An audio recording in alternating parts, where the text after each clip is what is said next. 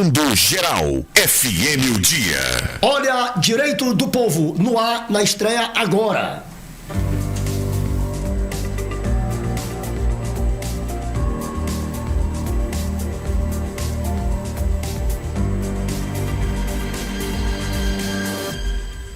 Comando Geral, FM O Dia. Estreia hoje no programa Comando Geral o quadro Direito do Povo, no qual toda segunda-feira nós traremos um especialista para explicar temáticas de interesse do público, e nesta manhã de hoje nós vamos estrear o nosso Direito do Povo com o advogado Francisco Sobrinho.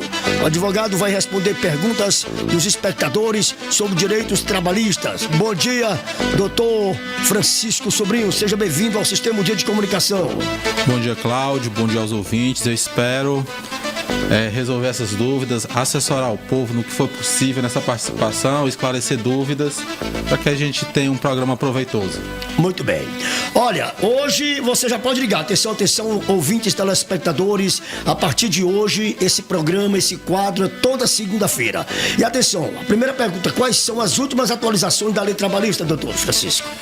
O novo governo que assumiu, ele já está pensando em reavaliar a reforma trabalhista, mas para o ano de 2023, o que temos agora é o pagamento em fevereiro do abono PIS para os empregados que receberam até 2 salários mínimos em média no ano de 2022. A partir do dia 15 de fevereiro vai ter o cronograma de pagamento de acordo com a data de nascimento e já vão receber o abono PIS no valor de um salário mínimo, R$ 1.320. Ô, rapaz, o cara tá rezando, doutor Francisco, vai chegar logo esse 15 de fevereiro. Elias Rodrigues. Bom, qual a jornada de trabalho máxima permitida no Brasil segundo a última reforma, doutor?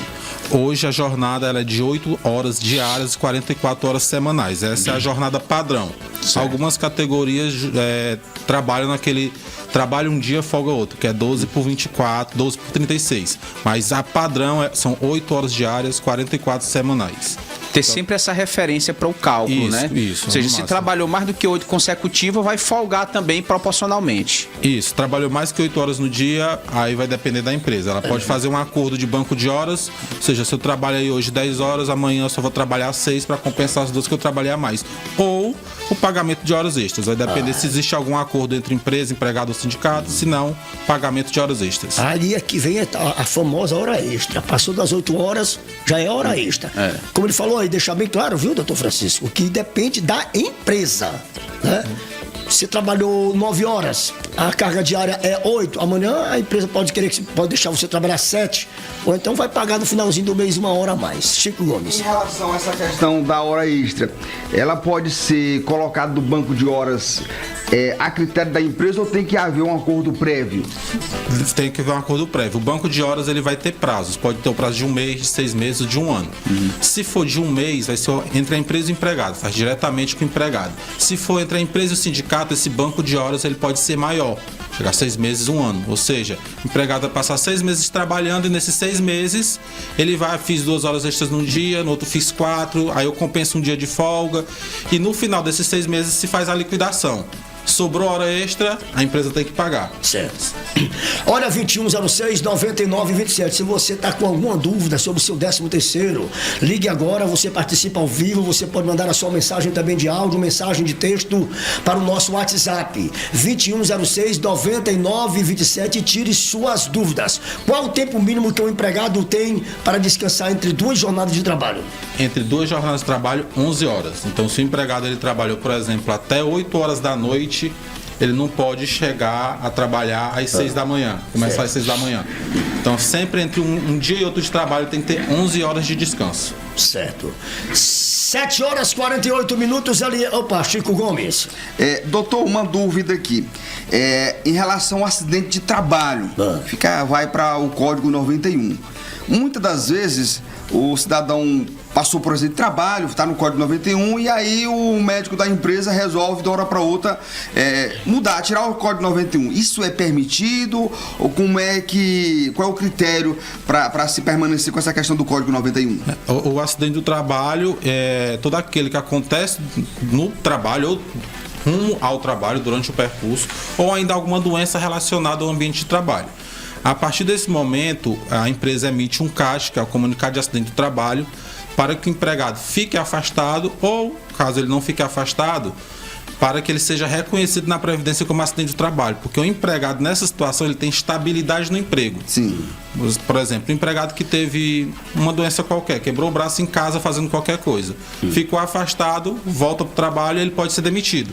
Agora, o empregado que está trabalhando e sofreu um acidente lá durante o seu trabalho, depois que ele volta da licença médica, ele tem 1 ano de estabilidade. Naquele 1 ano, ele não pode ser demitido da empresa, que é justamente para proteger o empregado que, durante o seu exercício da sua função, sofreu um acidente. E a partir de que nesses casos, só me perdoe, Cláudio. Fica à vontade. Nesses casos aí, doutor, o médico da empresa que altera o código, ele pode ser penalizado, ele ou a empresa pode ser penalizado por alterar, mesmo o trabalhador tendo sido diagnosticado com, aliás, tendo sido uma causa de acidente de trabalho? Pode, se no caso a empresa ela pode ser penalizada, porque ela tem que informar a empresa, quem faz o código 31 ou 91 é o próprio INSS. O INSS, a empresa emite, faz o comunicado, o INSS, na sua perícia, vai fazer essa avaliação, se aquele acidente se enquadra como acidente de trabalho ou não. A partir desse momento, se a empresa tenta de alguma forma burlar essa informação, ela pode ser penalizada. Olha, a partir de que momento a trabalhadora gestante não pode ser mais demitida? A partir do momento que ela está grávida. Não é o momento que a gente vai fazer essa observação, não é o momento que o empregador tem ciência da gravidez, não. Certo. Se o empregador, por exemplo, demitiu a gestante e ela não sabia ainda que estava grávida, que estava recém. Nem ela mesma sabendo Nem ela que mesma estava... sabia, foi demitida. A partir do momento que ela descobre e é comprovado que no momento da dispensa ela já estava Mesmo já ter feito toda a documentação... ela tem que ser reintegrada ao trabalho. Olha aí, que fique bem claro também isso aí, que as mulheres prestem bem atenção a essa situação. Né? Sim, doutor. Porque elas estão no primeiro mês de gestação, a mulher ainda não descobriu. Aí foi demitida naquele primeiro mês. Se comprova com exames que ela já estava grávida naquele momento de dispensa. Tem que voltar. Ela volta a trabalhar. Mas aí, qual o tempo que ela é afastada para poder ganhar neném? Qual o teu tempo? São 120 dias o auxílio maternidade, ela pode fazer 28 dias antes do parto. Então, se o parto... Mas já começa a contar além dos 28 dias. Sim. O afastamento. O afastamento. A partir do momento que se afastou, já está contando, né? Já está contando, porque tem a cesárea, que é um parto programado. Então, está marcado para o dia X, então 28 horas do dia do parto, ela já pode ficar afastada para o parto. Ainda sobre estabilidade no trabalho. Doutor, quando eu adquiro uma estabilidade próximo de aposentadoria, a partir de quantos anos de contribuição ou próximo da minha aposentadoria eu não posso ser demitido pelo meu patrão? Essa estabilidade ela não é estabilidade legal, ela é estabilidade prevista em normas coletivas, ou seja, negociação com convenções coletivas de trabalho. Convenções coletivas de trabalho. Então vai depender de convenção, por exemplo. Tem algumas convenções que são 3 anos, 2 anos. Então, aquele empregado que está 2 anos de se aposentar, ele não pode ser demitido. É uma forma de proteger o empregado que prestou muitos anos de serviço, que vai ter dificuldade de voltar ao mercado de trabalho. Muito bem, tem ouvinte no ar. Bom dia. Olá, muito bom dia, Cláudio, Chico, bom dia, doutor Emaí Coelho. Emaí Coelho, fica eu tenho uma pergunta para o doutor, é uma situação, acho que não muito comum. O que acontece? Foi solicitada a demissão de um colaborador, esse colaborador, no ato do exame demissional, informou que estava em exame de saúde devido a um acidente de trabalho. O médico, no momento do... Ô, Emaí, mas esse acidente de trabalho foi na empresa que ele estava sendo demitido? Sim, foi na empresa. Certo. Mas o que acontece? Ele iria iniciar os exames para, de fato, comunicar a CAT, né? Ele precisa, no caso, foi um acidente ortopédico, ele precisaria de um laudo médico para informar, para comprovar o acidente. No ato do exame demissional, ele informou ao médico que estava nesses exames, o médico não assinou a aptidão, mas mesmo assim a empresa continuou com a sua demissão e o demitiu. Neste caso, o que pode ser feito, doutor? Nesse caso... Obrigado, Emaí Coelho. Nessa situação, bom dia. Emaí Coelho. Aldemaí Coelho. Emaí. Emaí.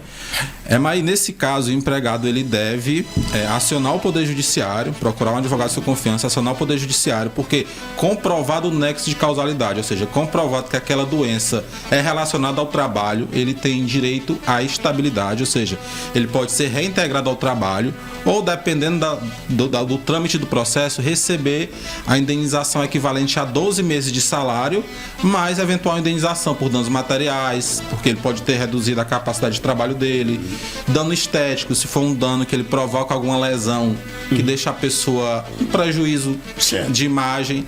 Então ele tem que procurar esse advogado e acionar o judiciário, porque a empresa ela pode ter adotado esse procedimento equivocado. Tem que se aguardar o resultado do exame para saber se o empregado está apto ou não. Porque se o empregado for afastado de suas funções, o contrato de trabalho é suspenso e ele não poderia ser demitido. Mas aí se o patrão disser assim, não, meu amigo, que a empresa é minha, tá feito e tá feito. E aí? Aí é justiça do trabalho. O caminho a ser... Me diga uma coisa, o Valdeci tá ligando aqui, mandou uma mensagem perguntando, eu trabalho numa empresa e não tenho carteira assinada. E aí? A assinatura da CTPS não é um ato de vontade das pessoas, é obrigatório. A empresa ela não pode deixar de assinar a carteira de trabalho. Começou a trabalhar, tem todos os requisitos da relação de emprego, a assinatura é obrigatória. Nesse caso, se ele conseguir conversar com o patrão para resolver, se não, ele pode fazer uma denúncia até anônima no Ministério do Trabalho e Emprego para que haja essa fiscalização e se comprove esse vínculo. Porque sem a carteira assinada ele não vai ter direito a FGTS, INSS. Se um dia se acidentar e precisar ser afastado, não vai ter como, porque não vai ter a contribuição para o INSS. Chico Gomes. O trabalhador foi demitido. E aí, até ele ser demitido, ele estava sã e tranquilo, né, de saúde. Aí, posteriormente a essa demissão, ele surgiu uma doença e lá foi diagnosticado que foi proveniente do local de trabalho. Aí ele pode reaver essa questão de ser recontratado ou da empresa ter que indenizá-lo? Se comprovado que no momento da dispensa ele estava acometido com uma doença, sim. Além de também, se for a opção do empregado, olha, eu não quero reintegrar, então ele recebe 12 meses de salário a título de indenização, mais eventuais indenizações por danos morais e materiais. Olha, o empregado simplesmente sumiu. O empregador pode se livrar das suas obrigações e efetuar o pagamento das verbas desse empregado? Sim, no caso, se configurar o abandono de emprego...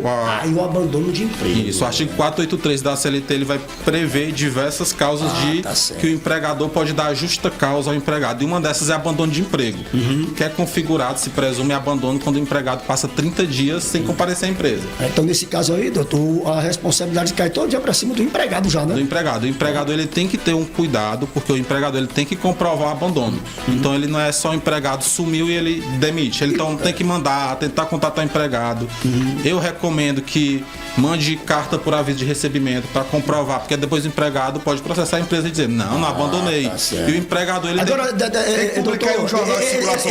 ele tem que publicar isso em algum jornal, nem que seja de mínima circulação, para que possa provar, né? Eu recomendo ao empregador fazer 2 atos: publicação em jornal e principalmente mandar carta com aviso de recebimento AR, carta registrada. Porque se eventualmente o empregado contestar isso na justiça, o empregador vai, eu chamei, ele não tá vindo, chamei 2 vezes para trabalhar, ele não veio. Então, no caso aí, causou prejuízo para a empresa. Como é o cálculo do 13º? O 13º, cada mês de trabalho você recebe 1/12, que é R$110. Então, chegou no final do ano, trabalhou os 12 meses, recebe completo. O pagamento da primeira parcela até 20 de novembro, da segunda parcela até 20 de dezembro. Cláudio, em cima dessa sua resposta, doutor, existe a primeira até 30 de novembro, a primeira parcela, e a segunda parcela até dia 20 de novembro. Se o patrão não cumprir com esse compromisso, o patrão pode ser punido? Pode, se ele for fiscalizado, ele pode ser punido. Se o empregado que não recebeu o pagamento também fizer algum tipo de denúncia, contestar judicialmente, ele pode ser penalizado. Tá certo. Vamos chamar aqui, doutor Francisco, rapidinho, viu? Olha, vamos falar aqui, tenha um final de semana de lazer tranquilo, com muita diversão em família. Tudo isso você encontra no sítio Anajá. Piscina adulta e infantil, chalés e música ao vivo. Se delicie também com a nossa culinária nordestina. Temos dos mais variados pratos típicos em nossa cozinha, com criação própria de carneiro, leitão, galinha caipira. Estamos abertos aos sábados, domingos e feriados. Estamos localizados no quilômetro 40, na cidade de Lagoa do Piauí, ali para próximo da Merval Lobão. O WhatsApp é 994 35 94 34. Como esse negócio não vai sair não, né?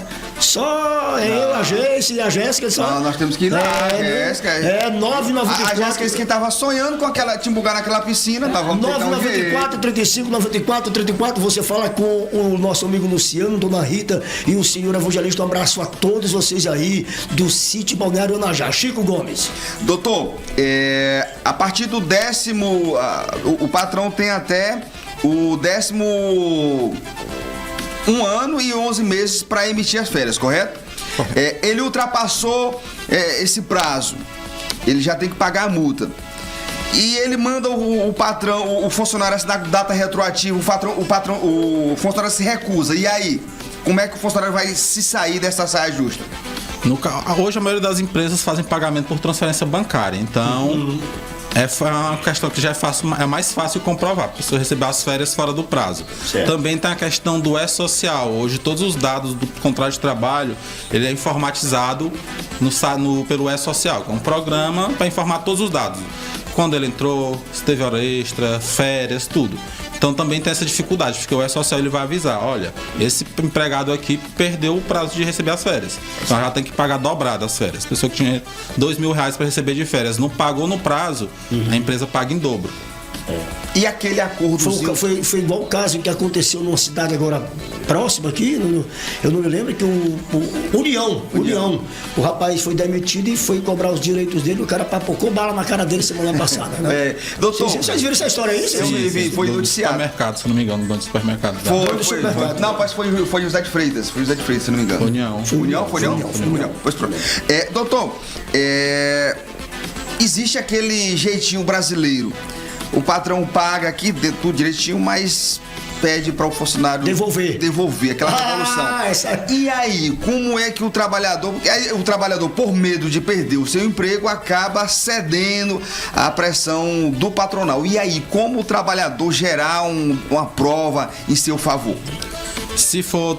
Aí a prova vai ser basicamente testemunhal. Existe aqui o acordo na rescisão, que é aquele que demite e devolve a multa do FGTS. Que os dois estão cometendo crime, tanto o empregado quanto o empregador, porque eles estão lesando a receita, o leão. Porque o empregado vai receber seguro-desemprego sem poder.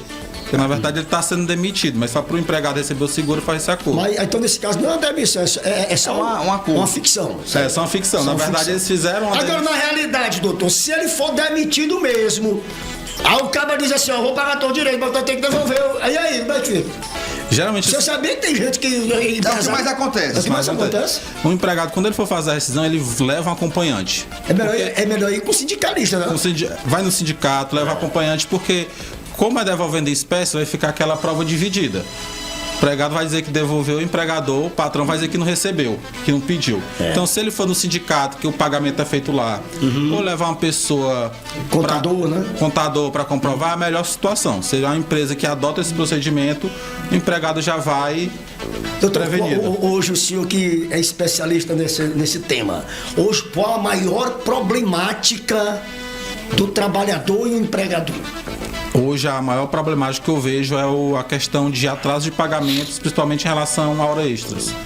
A hora extras, que é o que nós conversamos agora, hein? Isso. O cara trabalha até 5 horas, para ficar mais 40 minutos, já é 7, não, mais um pouquinho. E aí no final do mês, meu amigo velho, nada misturado com coisa nenhuma. Como é que fica? Eu tenho então intervalo de descanso, que era de 2 horas, o intervalo vira de meia hora.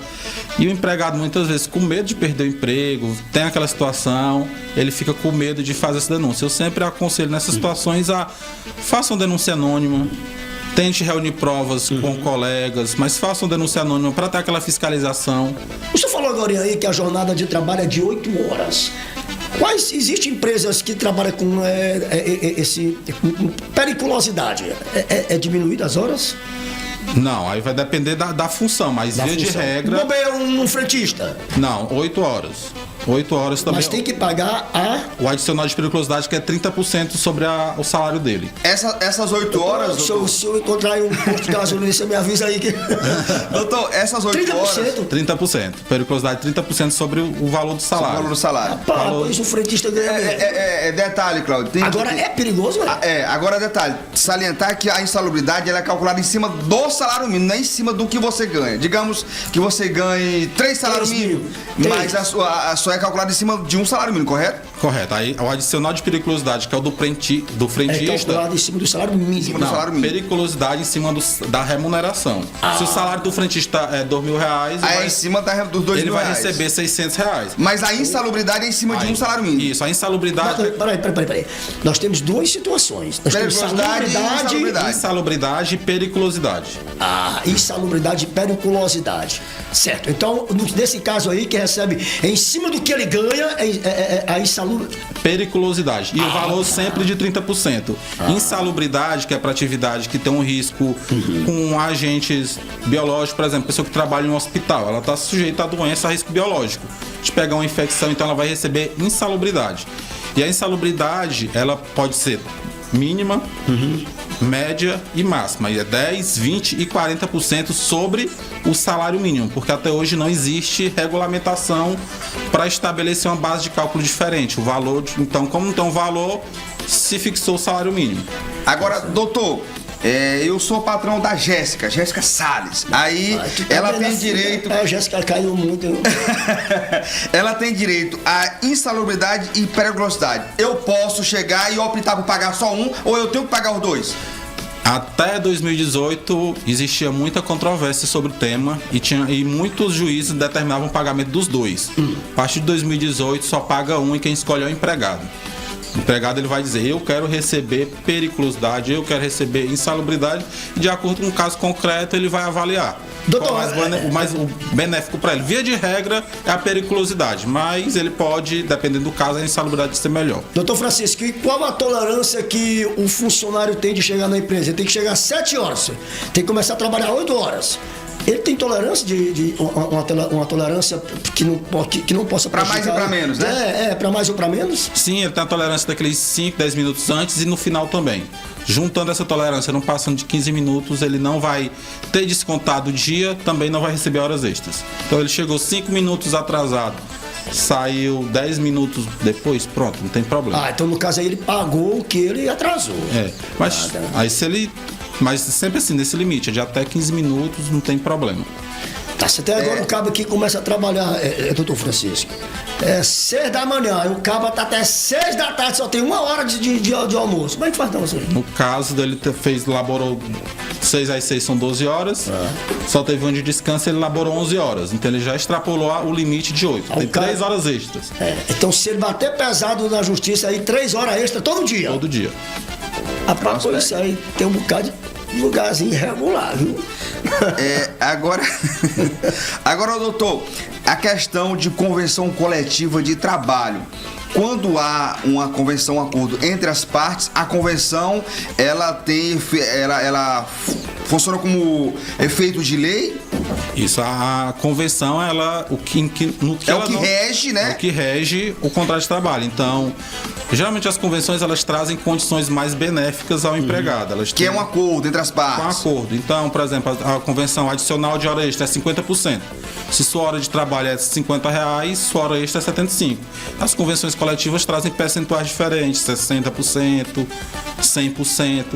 E trazem benefícios como plano de saúde, auxílio alimentação. Então a convenção, o que foi fixado nela tem que ser observado. Tem força de lei. Agora, Cláudio, uma dúvida que não quer calar, doutor. Por que que o trabalhador, quando ele falta, é descontado o descanso remunerado e o dia que ele faltou, no caso, 2.